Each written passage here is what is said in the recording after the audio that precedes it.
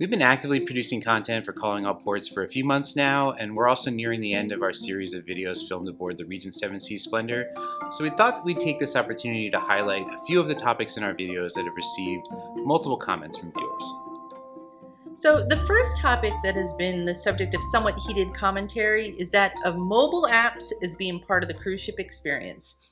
In a couple of our videos, most notably our Splendor Embarkation Day video, which you can watch here, by the way, we remarked that we were disappointed that Regent 7 Seas doesn't offer an app for its guests. Well, a few folks got rather animated about this observation, arguing that they saw the lack of an app as a positive thing. And some of these criticisms appear to be based on the presumption that wanting a cruise line app somehow equates to having a screen addiction, which is frankly an oversimplification of the issue.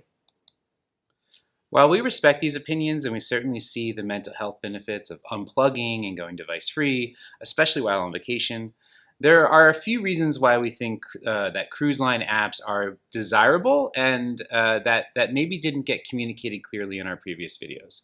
They primarily have to do with choice and convenience, as well as environmental sustainability. So put it simply, it's nice to have the option of an app. If you don't like it, don't use it. I mean, you can always access the ship's daily schedule of activities on your cabin's TV. And a lot of cruise lines have the app on, or have the schedule on display in, select public areas around the ship. And then there are the paper newsletters that many cruise lines still offer. Adding an app doesn't diminish those other options if you prefer them, but it does give a choice to those who would rather have the electronic option. Also, a mobile app means you can have the schedule accessible wherever you are on the ship, at the pool, in the gym, in a restaurant, so on, or even when you're on an excursion. And it usually also offers other services like the ability to book specialty restaurant reservations or shore excursions, streamlining tasks that you might otherwise have to go wait in line at guest services to do, and also often only during limited hours. And this also usually makes the billing and account management simpler too. So I'm sure someone will say, if you want the schedule on your phone so bad, just take a picture of the paper itinerary. And yes, we do that. But first, that means I always have to remember to snap the picture before I leave the cabin. And more importantly, that still requires me to have my phone with me wherever I am on the ship, at which point, why not just have the app? And again, an app can offer more features like reservation booking, account management, and even some nifty features on some cruise lines like the ability to order food and drink to wherever you are on the ship, or to track your family member's location. So the strongest argument for why all cruise lines should offer a mobile app, we think, is environmental sustainability. While there's a certain quaintness to getting the daily newsletter in your cabin each evening, that amounts to a massive amount of paper and ink, and also energy to do the printing. There are thousands of cabins on most cruise ships, and that means thousands of these multi-page schedules being printed up each and every day, the majority of which are going to be thrown away almost immediately. So from our 16-night Regent 7 Seas Splendor, the cruise that we were on, here's a stack of passages, which is the name of Regent's onboard daily newsletter. And on top of that, there's a lot of other paperwork that accumulated over the course of the cruise. Boarding documents, promotional announcements, special events, ads for the onboard shops. A lot of this paperwork is honestly unnecessary and wasteful. So this is a fat stack of papers that we kept, and there was a good chunk of other printed materials that we left behind in the recycling bin. I, for one, try to stay off Wi-Fi and social media as much as possible during a cruise, but I still carry my phone with me everywhere I go. It's my watch, my camera. It's also there for emergencies. I think the majority of cruise passengers in 2023 are the same way, even those people who make remarks about screen addictions. They're probably carrying a phone with them anytime they're leaving the cruise ship cabin. So why not just put the newsletter, onboard activities schedule on an app and save a lot of trees?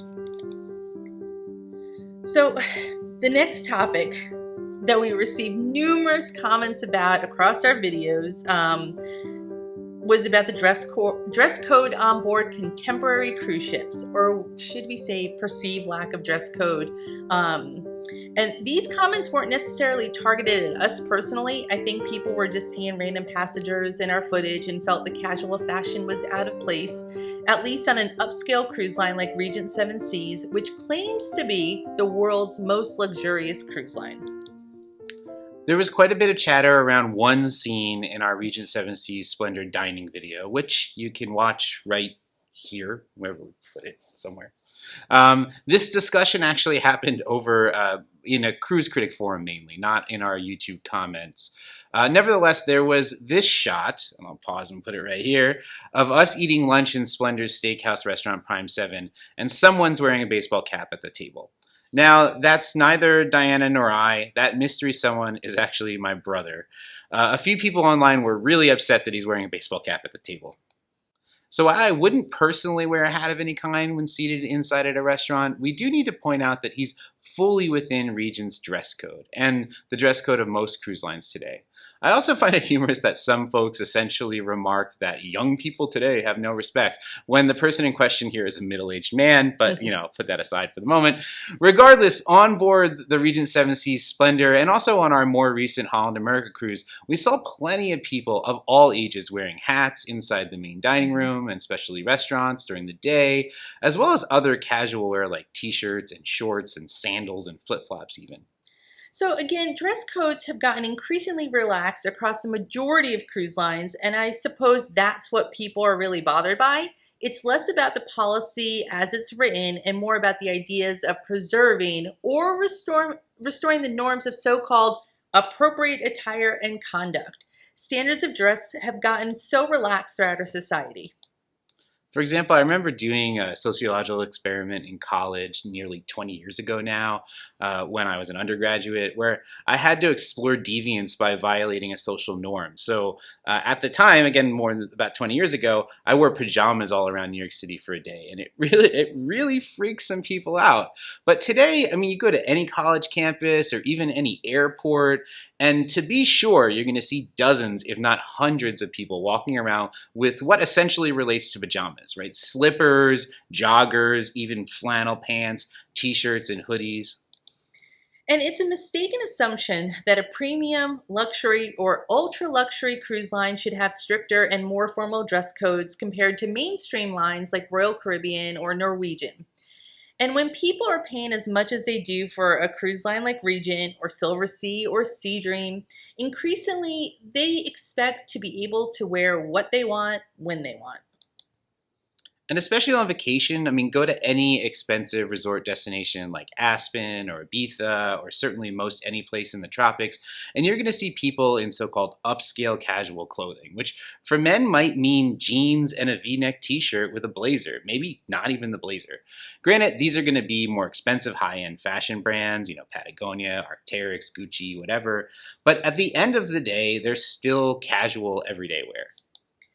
So I personally agree that on cruise ships, smart casual attire is preferred in any of the more formal dining rooms in the evening, like after 6, button-down shirts or sweaters with long pants for men, for instance. But what his brother was wearing is perfectly acceptable under the Regent Seven Seas dress code. And we'll show you that dress code. Yeah, we'll put the dress code on the screen here, and I'll just read a few bits of it, right? The dress code is daytime until 6 p.m. During the day, resort-style clothing, including shorts, are acceptable in all public areas. Bare feet are acceptable only on the pool deck. In evening, after 6 p.m., 2 types of dress code have been established for evenings in public areas. So there's elegant casual, which is skirts or slacks with blouse or sweater, pantsuit or dress for ladies, and slacks and collared shirt for gentlemen. Sport jackets are optional. And then the formal option, which only happens on a couple nights of the cruise usually. Guests may opt for a more formal choice of clothing, including gowns and cocktail dresses for ladies, dinner jackets or dark suits with tie for gentlemen. On the last night of the voyage, the dress code for dinner is relaxed to allow guests to be comfortable as they wish. Yep, so this is hardly new. Regent revised their dress code policy back in 2009. And so it's been like this for nearly 15 years. And as one of the cruise critic commenters put it, the dress code norm today seems to be to each his own. I think really kind of the main problem was just the consistency of enforcement of these dress codes, right? For instance, there was one day on the Regent 7 Seas Splendor where I happened to be just walking around the ship, and I sat down in the observation lounge, and I wasn't really paying attention to the time, and I was wearing shorts, not even flip-flops. I was wearing shoes and socks, but I was wearing shorts and a collared shirt, like a short crew collared shirt like I am now.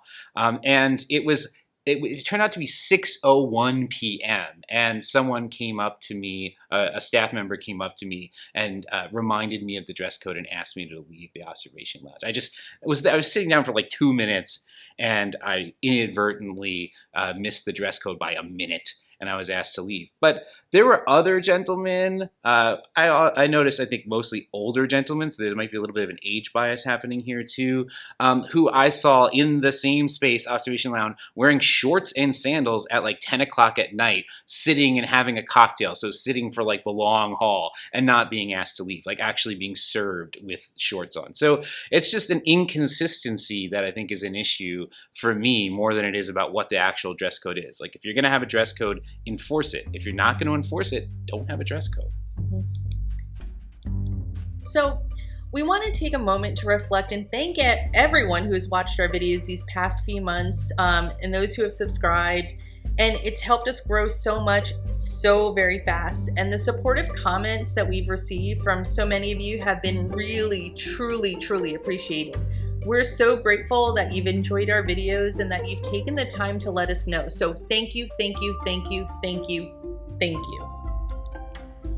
So this reaction format, this reaction video format, whatever you want to call it, is a new one for us. We thought we'd play around with it. So please leave a comment on this video and tell us what you think. And also post any questions you might want us to address in a future video like this one.